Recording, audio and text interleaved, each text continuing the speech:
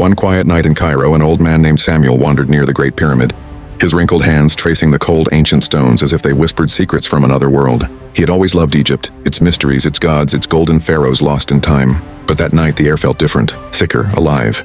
The stars above shimmered unnaturally, and suddenly the ground trembled.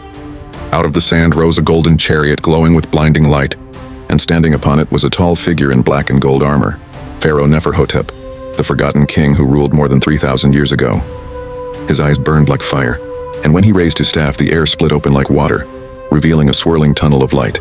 Before Samuel could move or even scream, the pharaoh pointed at him, and everything vanished.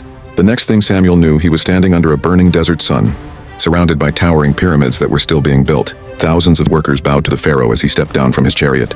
"You are from the future," Neferhotep said in a deep, echoing voice. "The gods sent you to guide me." Samuel trembled, confused, frightened, but there was no escape. The pharaoh's priests surrounded him, studying his strange clothes and silver wristwatch like sacred relics.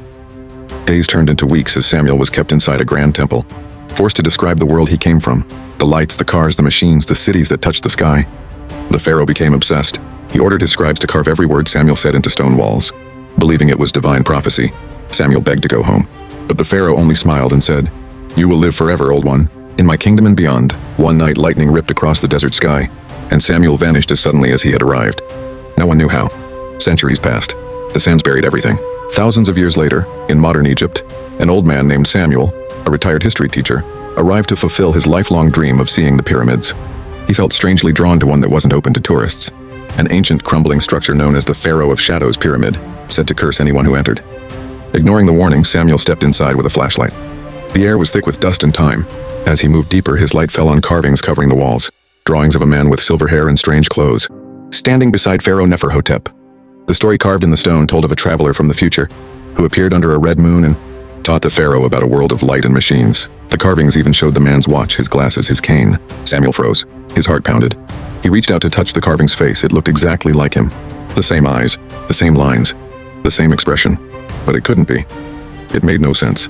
He had never been there. He laughed nervously, thinking maybe it was coincidence, or maybe his mind was playing tricks. But as his flashlight flickered, something glinted in the dust near the stone. An old silver watch, cracked and half buried. He picked it up and gasped. It was his, the exact same one on his wrist. But how could there be two?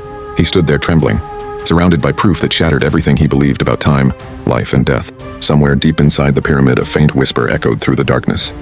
"You will live forever, old one, in my kingdom and beyond." Samuel stumbled back toward the light, but before stepping out, he looked once more at the carvings on the wall, and for a split second, the stone eyes of the pharaoh seemed to blink.